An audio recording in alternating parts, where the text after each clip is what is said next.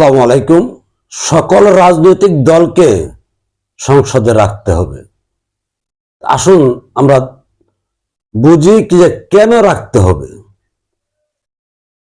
কারণ যারা রাজনীতি করেন তারাই দেশ চালাবেন, তারাই দেশের হাল ধরবেন, দেশের উন্নয়ন করবেন, আবার তারাই দেশের ক্ষতি করতেছেন। তো যারা রাজনীতি করতেছেন তারা যদি সংসদে না যেতে পারেন তাহলে দেশের কল্যাণ তারা করতে পারবে না। বিশেষ করে বাংলাদেশের প্রেক্ষাপটে দুইটা দলকে ক্ষমতাসীন দল সবাই জানেন, আওয়ামী লীগ এবং বিএনপি। হয়তো আওয়ামী লীগ যাবে, না হয় বিএনপি যাবে। এই দুই দলে ভালো মন্দ যা কিছুই করুক না কেন প্রতিবাদ করার কেউ থাকে না। এখানে বাংলাদেশে ছোট ছোট অনেক দল আছেন, কিন্তু এই দলের লিডাররা যারা আছেন তারা যথেষ্ট মেধাবী। তারা দেশের কল্যাণে, দেশের অবকাঠামোর জন্য অনেক অবদান তারা রাখবে, কিন্তু তারা ক্ষমতায় যেতে পারবে না। এই কারণে তারা যাতে সংসদে পৌঁছতে পারেন, ক্ষমতাসীন দলেরা যদি কোনো অন্যায় অপকর্ম বা দেশের লুটতরাজের কোনো কাজে লিপ্ত হন, সেখানে তা তুলে ধরতে পারবেন, প্রতিবাদ করতে পারবেন। তো তারা সংসদে কি করে যাবেন, তার জন্য কি করা দরকার, আসুন এটা আমরা বের করে তারা কিভাবে সংসদে যাবেন। প্রত্যেকটা দলের এই নির্বাচনের মধ্যে যত পার্সেন্ট ভোট পাবেন অত পার্সেন্ট সংসদ সদস্য পদ পাবেন। কেউ যদি 1% পায়, 1% হারে যতজন সংসদ সদস্য হবেন এতজন সংসদ সদস্য হবেন। কেউ 10% পেলে ওই অনুসারে পাবেন, কেউ 40% পেলে ওই অনুসারে পাবেন। এতে করে বাংলাদেশের কোনো দলে বাদ পড়বে না যে তারা সংসদে যাবেন না। তো এইভাবে নিতে গেলে ঠিক এই সিস্টেমে নির্বাচনটা করতে হবে, বা বাংলাদেশের এই সংস্কারে আইনটা থাকতে হবে যে যত পার্সেন্ট ভোট পায় অত পার্সেন্ট সংসদ সদস্য পদ পাবেন। এই যে যাওয়া, এই যাওয়াতে দেশের মধ্যে অরাজকতামূলক বা এককভাবে দেশ চালানোর যে মনোভাব, এটা থেকে কিভাবে বেরিয়ে আসবে আসুন এটা আমরা দেখি। যেমন বিগত নির্বাচনে আওয়ামী লীগের সাথে অন্য কোনো দল নির্বাচনে অংশগ্রহণ করেন নাই, কিন্তু যখন এই পার্সেন্টেজ হারে সংসদ সদস্য হতে পারবেন প্রত্যেক দল থেকে, তখন কোনো দলে নির্বাচন বহিষ্কার করবেন না, প্রত্যেক দলেই নির্বাচনে যাবেন।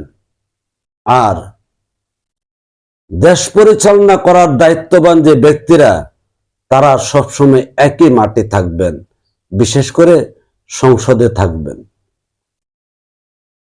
তো এখন বলতে পারেন যে এরা থাকলে কি উপকার হবে।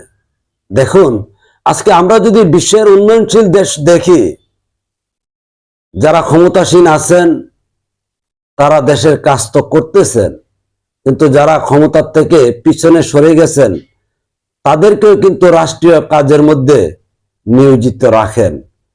কারণ তার আমলে যে দেশের সাথে যে ধরনের কূটনীতিক সম্পর্ক ছিল, বাণিজ্যিক সম্পর্ক ছিল, এবং যে দলের সাথে সম্পর্ক ছিল, ওই দেশের সাথে যদি ওই উন্নয়নশীল রাষ্ট্রটার কোনো সমস্যা বা দূরত্ব পর্যায়ে চলে আসে, তখন কিন্তু ওই রাষ্ট্রের সাথে আবার সুসম্পর্ক করার জন্য পিছনে যে দলীয় লোক ক্ষমতায় থেকে ওই রাষ্ট্রের সাথে সম্পর্ক ভালো ছিল তাকে ওই দেশে আবার সফরে পাঠান, ওই দেশের রাষ্ট্রপ্রধানের সাথে আলোচনা করার জন্য।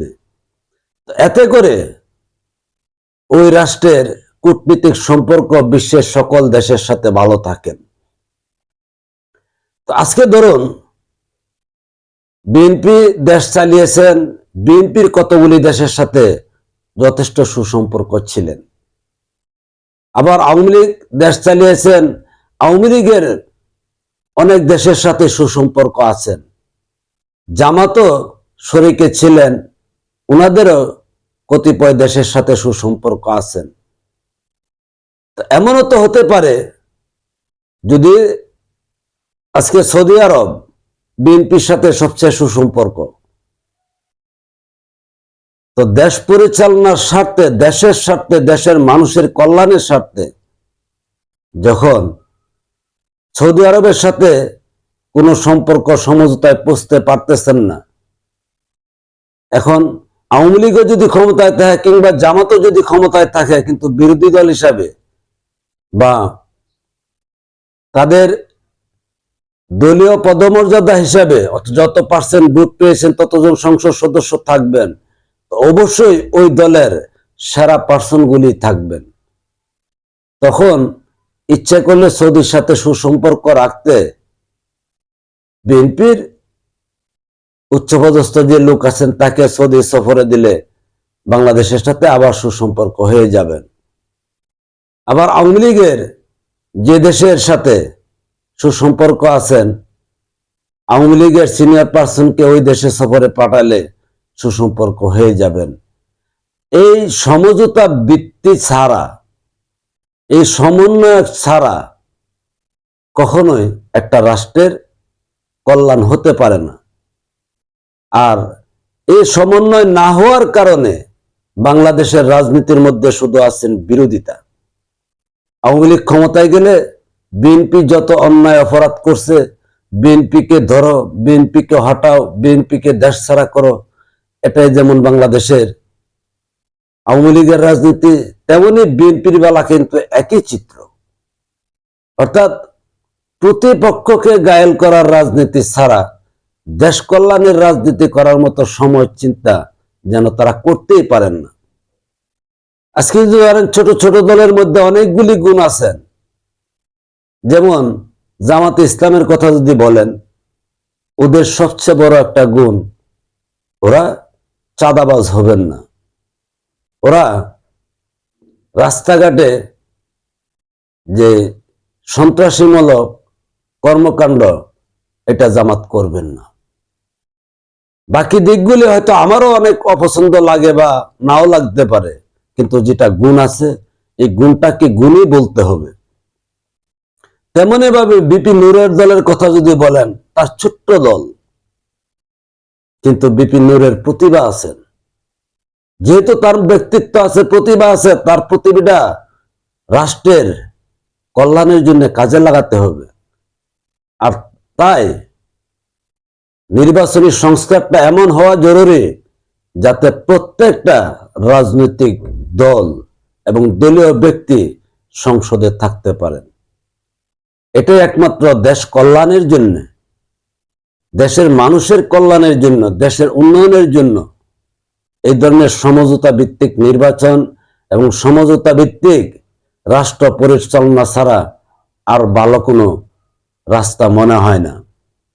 আমি ব্যক্তিগতভাবে কোনো রাজনৈতিক ব্যক্তি যদি না হয়, দেশের নাগরিক হিসাবে প্রত্যেকটা নাগরিক যেহেতু দেশের সরকার, সেই সুবাদে আমার আলোচনা বা সামনেও রাষ্ট্রীয় বা রাজনৈতিক কিছু আলোচনা করব, যতটুকু আমার বিবেকে বাদে বা চিন্তার মধ্যে বাদে, যেটা কেউ না কেউ অনুসরণ বা ফলো করলে যদি রাষ্ট্রের কল্যাণে আসে, মানুষের কল্যাণে আসে, এটাই হবে আমার সার্থকতা। কেননা এছাড়া একটা রাষ্ট্রের কল্যাণের তার সাথে ভালো রাস্তা থাকে না। কারণ আমাদের দেশ যেভাবে দুর্নীতিতে, চাঁদাবাজে পরিপূর্ণ হয়েছেন, বিশেষ করে রাজনৈতিক ব্যক্তিদের যারা, এদেশের জনগণ যাবে কোথায়? জনগণের কল্যাণ কে করবে? এছাড়া তো আর কোনো রাস্তা থাকে না। তো সুতরাং রাজনৈতিক ব্যক্তিদেরকে ভুল করলে, পাবলিকে ভুল ধরলে এই ভুল দিয়ে তারা শুধরাবে না, কিন্তু সাথের রাজনৈতিক দল, রাজনৈতিক ব্যক্তিত্ব, যার মধ্যে ক্ষমতা আছেন, তাদের পাশে বসে যদি তারা ভুল না ধরতে পারেন, তাহলে শুধরাবে না। ভালো থাকবেন। আল্লাহ হাফেজ।